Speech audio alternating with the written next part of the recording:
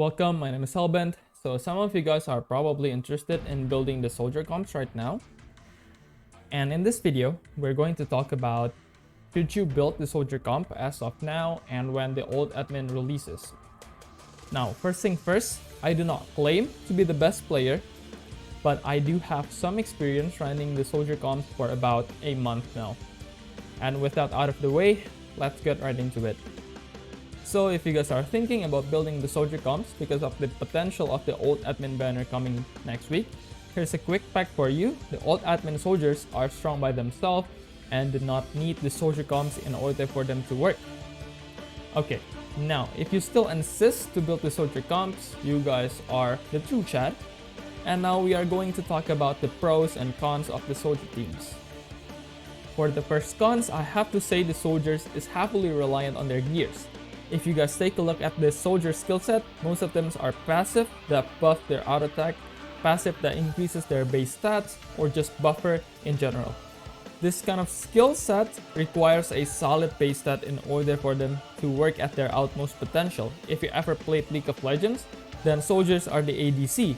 Their skill sets are mostly auto attack buffing skills and requires a lot of gear investment in order for them to become strong. The same principle also applies to soldiers in CounterSide. Next cons is that the soldiers have such a linear game plan, and that is to overwhelm the enemies with buff, cheap cost, and fast auto attack. If you fail to overwhelm the enemies, then you pretty much have lost the game. This also brings us back on why gears are so important for soldiers. Now let's actually talk about an example from another game. Again, this time we'll have card games as our example. In card game, there is a 3 main deck archetypes: aggro, mid-range, and control. These deck archetypes are differentiated by the cost of their cards that they have. Aggro deck uses cheap and weak cards to kill the enemies as fast as you can, while the mid-range deck uses mid-level cost minions that are hard to kill, and the last deck, the control, uses strategy that buys times for them to be able to summon an expensive cards to finish the opponent easily. Now, the soldier comp is the aggro deck, and unlike the mid-range and control deck, they only have one true win condition, and that is to kill the enemies as fast as possible. What if you fail? Well, you lose to almost any deck in existence. Now, take that knowledge into CounterSide, then we have the same recipe.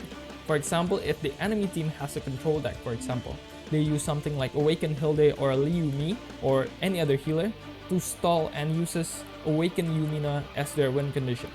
If we fail to kill the Awaken Hilde fast enough, then the Awaken Yumina will clear our soldiers and we lose. Why?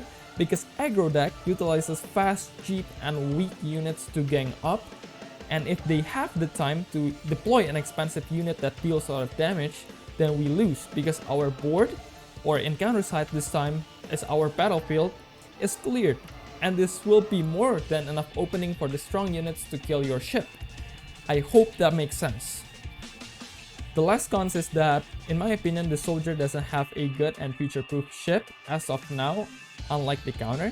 The carrier type is the best ship right now for soldiers, and it's an SSR ship. Unlike the max that only need to build the Abraham, which is an SR ship, we, soldier users, need to build an SSR ship that will probably be irrelevant in the future, but the MK2 Blue Bridge still have a long way to come to our servers anyway, so take your time and just enjoy your game.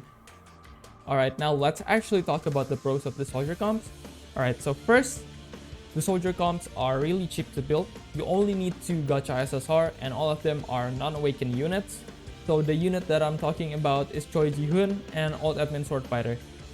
Now, Choi Ji-hoon will still take a long time for him to come to our server. So as of now, we only need actually 1 gacha SSR for the soldier comps, and the rest are side story SSRs, Rs, and SRs. In the screen right now is my take on the pure soldier comp.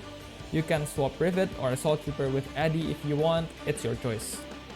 Second pros is that they're actually really easy to play in both PvP and PvE. Just like your regular card game, aggro decks are notorious for being brain dead and so easy to use. You pretty much just put 1 or 2 frontliners and the rest are your backlines and just hope to win. I mean, this won't be as easy in the higher ladder though, but for simplicity's sake, let's just put it that way. And yeah, this comps is pretty much one of the easiest comps for you to play. Third, the last pros, which is actually kind of like a unique pros in my opinion. So the soldier comps are the god of autoing. So if you don't feel like playing CounterSide PvP, just auto with soldiers and hope to not drop your ranks. Alright, conclusion is that you will probably still build soldier comp in the future anyways, but if you want to commit onto soldier comp as of now, you can't just expect free wins in PvP will come, and PvE especially will be a breeze for you. Because soldiers are not that flexible unlike counters, but you don't need to think too much about it, because at the end of the day, in the future, you guys will probably have all the soldier units anyways, and you can just build this comp as your liking. As for the ship, you can just use Stellar or New Hio if you guys don't want to build a carrier type, because it's probably going to be irrelevant when more new ship comes. And that's it from me. As always, goodbye, have a nice day, and keep playing gacha games.